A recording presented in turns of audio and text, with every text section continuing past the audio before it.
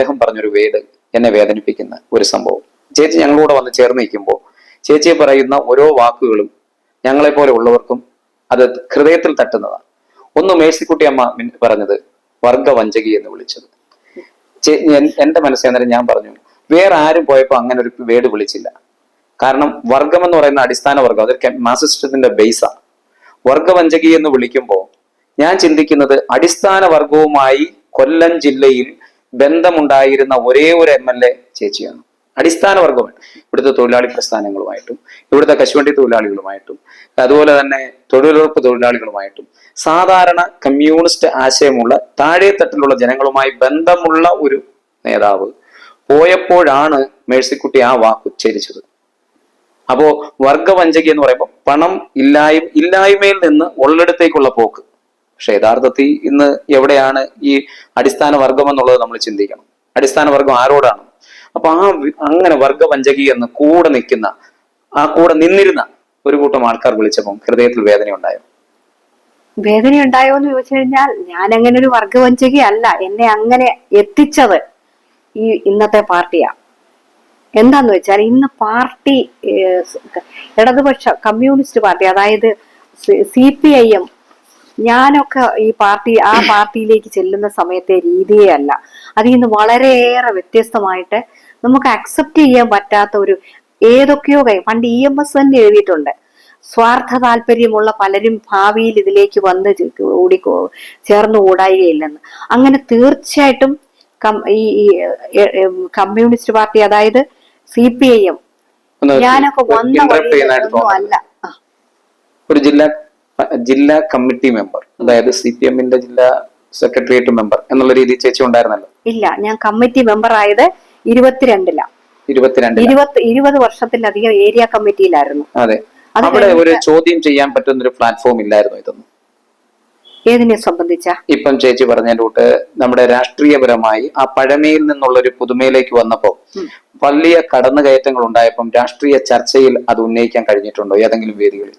അത് പറഞ്ഞാൽ പറയുന്നവരെ ഞാനൊക്കെ കുറച്ചു കാര്യങ്ങളൊക്കെ പറയുമെങ്കിലും വലിയ ആരെങ്കിലും ഒക്കെ വിമർശിക്കുമ്പോൾ ഫീൽ ചെയ്തിട്ടുണ്ടോ? ഉറപ്പല്ലേ. ഞാൻ ഒന്ന് പറയേ ഉള്ളൂ, പഴയ കാലത്തുള്ള അസ്വാതന്ത്ര്യം എന്ന് പറഞ്ഞാൽ ഇപ്പം CPIM ആർക്കും സ്വാതന്ത്ര്യമായിട്ട് സംസാരിക്കാൻ പറ്റാത്ത, തുറന്ന് സംസാരിക്കാൻ പറ്റാത്ത, വീർപ്പ് മുട്ടിയിരിക്കുന്ന, അല്ല സത്യമായിട്ടും പരിശോധിക്കണത് എനിക്ക് ഫീൽ ചെയ്തതാണ്. തുറന്ന് സംസാരിക്കാൻ പറ്റാത്തൊരു ആരും തുറന്നു പറയത്തില്ല. പറഞ്ഞു കഴിഞ്ഞാൽ പലരും എന്നോട് പറയാനുള്ള അന്ന് ഭർത്താവുന്ന, അതുകൊണ്ട് ഞങ്ങൾ ആരും മിണ്ടത്തില്ലെന്ന. അങ്ങനെ ആകാൻ പാടില്ല. സ്വതന്ത്രമായിട്ട് ചർച്ച. എനിക്കൊരു കുറ്റമുണ്ട്, എന്റെ കുറ്റം പറഞ്ഞൂടെ, തിരുത്തണ്ടേ? കറക്റ്റായിട്ട് ചർച്ച ചെയ്ത് ഒരു ഉൾപാർട്ടി ജനാധിപത്യം ഉള്ളതായിട്ട് എനിക്ക് ഫീൽ ചെയ്യുന്നില്ല. പിന്നെ ഒരു കാര്യം എന്ന് വെച്ചാൽ എനിക്ക് ഒരുപാട് കാര്യങ്ങളൊക്കെ തന്നു എന്ന് പറഞ്ഞു. എന്റെ പൊന്നെ, ഒരു സ്ഥാനാർത്ഥി ആക്കിയാൽ ജയിക്കണമെങ്കിൽ ജനങ്ങൾ വരണം. അത് കഴിഞ്ഞ് വീണ്ടും ജയിക്കണമെങ്കിൽ സ്ഥാനാർത്ഥി ആക്കിയില്ലേന്ന് ചോദിച്ചാൽ ആക്കിയത് ഹാർഡ് വർക്ക് ചെയ്തുകൊണ്ടല്ലേ. ഉറപ്പായിട്ടും ജീവിത ശുദ്ധി അത്യാവശ്യമായ ഒരു ഘടകം. ആൾക്കാരെ കണ്ടാൽ ഇപ്പൊ തന്നെ വരുന്നവരെ ഡീൽ ചെയ്യുന്നത് ഞാൻ കാണുന്നത്. അപ്പോൾ ഓരോരുത്തരോട് സ്നേഹത്തിൽ സംസാരിക്കുന്നത്, ഒരു അമ്മയുടെ സ്നേഹം കൊടുക്കുന്നു, ഒരു സഹോദരിയുടെ സ്നേഹം കൊടുക്കുന്നു, ഒരു MLA-യുടെ സ്നേഹം കൊടുക്കുന്നു.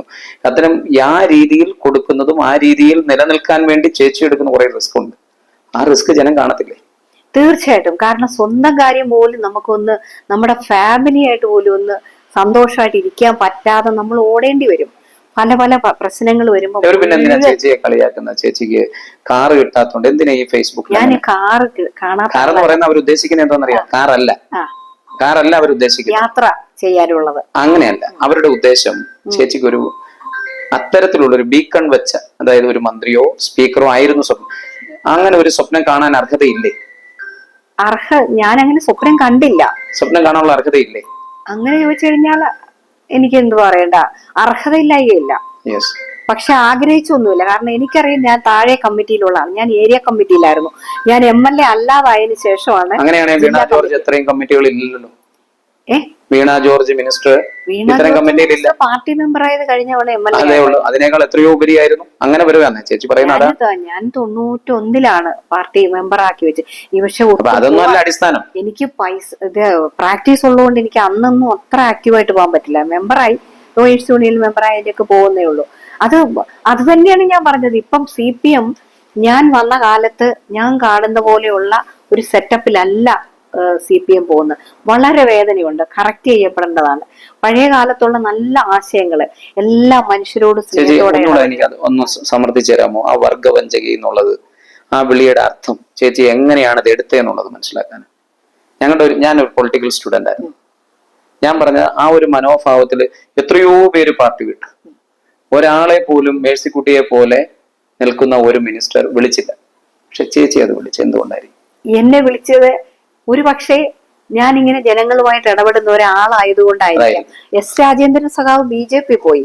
അതെ അതെ, ഒരാളെ വിളിച്ച് ഞങ്ങൾ കണ്ടിട്ടില്ല. അതുപോലെ അതെ, കോൺഗ്രസിൽ നിന്ന് ഒരുപാട് ആൾക്കാർ ഈ റീസെന്റ് സരിൻ വന്നു, അവിടെ സ്ഥാനാർത്ഥിയാക്കിയില്ല എന്ന് പറഞ്ഞ അപ്പൊ തന്നെ ഇങ്ങോട്ട് വന്നു, വളരെ സ്വീകരിച്ചു. അപ്പൊ അത് ആ പേരെന്താ, KV തോമസ് സാർ 7 അതിനർത്ഥം അവർ ചേച്ചിയെ ഭയപ്പെടുന്നു എന്നാണ് ഞാൻ മനസ്സിലാക്കുന്നത്. ആ ഒരു വിളിയുടെ അർത്ഥം എന്താന്ന് വെച്ചാൽ ഇവിടുത്തെ സാധാരണക്കാരായ കമ്മ്യൂണിസ്റ്റ് ആശയത്തിലുള്ള അടിസ്ഥാന വർഗം ചേച്ചിയോടൊപ്പം പോകുമോ എന്ന ഭയമാണോ ആ വിളിയുടെ പിന്നിൽ? അങ്ങനെ കരുതുന്നു. ഒരു കാര്യമുണ്ട്, ആരെയും ഭയപ്പെടുത്തിക്കൊണ്ടല്ല പാർട്ടിയെ വളർത്തേണ്ടത്. ജനങ്ങളിലേക്ക് ഇറങ്ങി ചെല്ലണം. ജനങ്ങളോട് സ്നേഹമായിട്ട് അടിച്ചൊതുക്കിക്കൊണ്ടോ മിണ്ടാതിരുത്തിക്കൊണ്ടോ അല്ല പാർട്ടി വളർത്തേണ്ടത്. കുറച്ചുകൂടി നല്ല കാര്യമായിട്ട് ഇടപെട്ട് മനുഷ്യന്റെ പ്രശ്നങ്ങളെ ആത്മാർത്ഥതയോടെ ഇടപെടണം. വാചകം അടിച്ചുകൊണ്ട് മാത്രമായില്ല. സംഭവം അങ്ങനെയാണ് ഇങ്ങനെയാണ്. ഈ പാവം മനുഷ്യരെ അവർക്ക് തൊഴിൽ ചെയ്ത് ജീവിക്കാൻ അവരെ പഠിപ്പിക്കണം. എല്ലാ അണികളെ തൊഴിൽ ചെയ്യാനുള്ള അവസരങ്ങൾ കൊടുക്കണം. അവർക്കൊന്ന് കുറച്ച് റിലാക്സ് ചെയ്ത് കാലം മാറിയതിനനുസരിച്ചുള്ള മാറ്റങ്ങൾ എല്ലാ രാഷ്ട്രീയ കക്ഷികളിലും വരണം. നൂറ്റാണ്ടൊക്കെ കഴിഞ്ഞില്ലേ, ഇപ്പൊ ഈ കാലഘട്ടത്തിന് യോജിച്ച രീതിയിലേക്ക് മാറ്റണം. എല്ലാ മനുഷ്യരോടും കഷ്ടപ്പെടുന്നവരുടെ അവർ ഇന്ന് ചേർത്ത് നിർത്തിയിട്ട് അവരുടെ പ്രശ്നം ചോദിക്കാമല്ലോ. ആ രീതിയിലുള്ള ഇടപെടലുകളാണ് വേണ്ടത്. അതല്ലാതെ ചുമ്മാതെ നമ്മള് ആരെങ്കിലും വർഗവഞ്ചകി എന്ന് വിളിച്ച് എനിക്ക് ചിരി വരുന്നുണ്ട്. ഇതിനേക്കാൾ വലിയ ഏതോ മോശം പേരൊക്കെ പണ്ട് ചന്തമുക്കിലെ വലിയൊരു നേതാവോട് പറഞ്ഞു. ഞാൻ ചിന്തിക്കുന്നത് അതൊരു വലിയ വിളിയാ. കാരണം അത്രമാത്രം പവർഫുൾ ആയിരുന്നു ചേച്ചി എന്നാ ഞാൻ ചിന്തിക്കുന്നത്. അത് ആർക്കാ ചേരുന്നതെന്ന് ഈ നാട്ടിലെ ജനങ്ങൾക്ക് മനസ്സിലാവും. എന്നെ അറിയുന്നവർക്ക് മനസ്സിലാവും. ഇന്ന് റിപ്പോർട്ടർ TVയിലെ അരുൺകുമാർ പറഞ്ഞത് ലജ്ജയില്ലേ അദ്ദേഹത്തിന് ഇങ്ങനെ സംസാരിക്കാനെന്ന് എനിക്ക് തോന്നിപ്പോയി. ആരോ എഴുതി കൊടുത്തത് പറഞ്ഞ പോലെ ഇനി കൊടുക്കാൻ അവർക്ക് എന്താണുള്ളത്. ബീക്കൺ ലൈറ്റ് വെച്ച കാറിൽ പോണെന്നൊക്കെ എനിക്ക് ഭയങ്കര അതിശയം. പുള്ളി എന്നെ മനസ്സിലാക്കിയിട്ടുണ്ടോ? ഈ നാട്ടിലെ ജനങ്ങളോട് ചോദിക്കണം. ഐഷ ആര് പറഞ്ഞു കൊടുത്തതാ? ലജ്ജയില്ലേ ഒരു ചാനലിൽ വന്നിരുന്നിട്ട് ഇങ്ങനെ സത്യമായിട്ടൊരു ബന്ധമില്ലാത്ത? എന്തോന്നറിയത്തില്ല, സുജയപാർവതി അതിനകത്തുനിന്ന് രാജിവെച്ചിരുന്നു. ആണോ? ഞാനത് ആ വാർത്ത കേട്ടില്ല. ഇന്നില്ല, കുറെ തിരക്കായിട്ട് ഓട്ടമായിരുന്നു.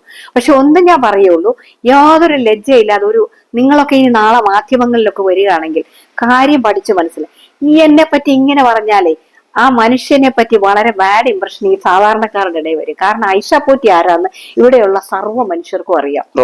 ഈ നാട്ടിലുള്ളവർക്ക് നന്നായി അറിയാം ഞാൻ എന്തൊക്കെ ഉണ്ടെന്നും എങ്ങനെയാണെന്നും. ഞാൻ അത്യാവശ്യമായിട്ട് കാറിലൊക്കെ എന്നേ സഞ്ചരിക്കുന്ന ആളാ. പിന്നെയാണ് ഈ MLA ഒക്കെ ആയത്. നമ്മുടെ കുടുംബത്തിലെ വണ്ടിയിലൊക്കെ തന്നെ സഞ്ചരിക്കും. അതൊന്നും കണ്ട് മോഹമൊന്നും ഉള്ള ആളല്ല. നമ്മൾ പണ്ട് പോലെ അങ്ങനെയൊക്കെ ജീവിച്ചു വന്ന, അത്യാവശ്യമായിട്ട് ജീവിച്ചു വന്ന ഒരാളാ. ഇതൊന്നും കണ്ടിട്ട് പക്ഷെ അധികാരമോഹം എന്നുള്ളതായിരിക്കാം ഉദ്ദേശിച്ചത്. അധികാരമോഹം ഈ ഏൽപ്പിച്ചു തന്നു. 3 തവണ MLA ആക്കിയില്ലേന്ന് ചോദിച്ചാൽ ആക്കിയത് ജനങ്ങളാ. അതെ, അതിനുള്ള അവസരം. ഞാനത് എന്റെ വൈഫിനോട് ഞാൻ പറയാറുണ്ട്, ജനം തന്നതാണ് MLA, പക്ഷെ പാർട്ടി പരിഗണിക്കേണ്ടത് വേറെയായിരുന്നു. ജനം തന്നു, MLA ആക്കി, ജനങ്ങൾക്ക് വേണ്ടി ഓരോരോ കാര്യങ്ങൾ. ആ മൈലം പാലം എന്നാ പണിഞ്ഞത്? ഇത്രയും ചെയ്ത ഒരു MLA ഒരു മന്ത്രി ആയിരുന്നെങ്കിൽ എന്തുമാത്രം ചെയ്യാൻ കഴിഞ്ഞാൽ. അങ്ങനെയൊന്നും പറഞ്ഞിട്ട് അല്ല, ഞങ്ങൾ ആഗ്രഹിച്ചിരുന്നു, ജനം ആഗ്രഹിച്ചിരുന്നു. അതുകൊണ്ടാണ് ആ ചോദ്യം വന്നത്.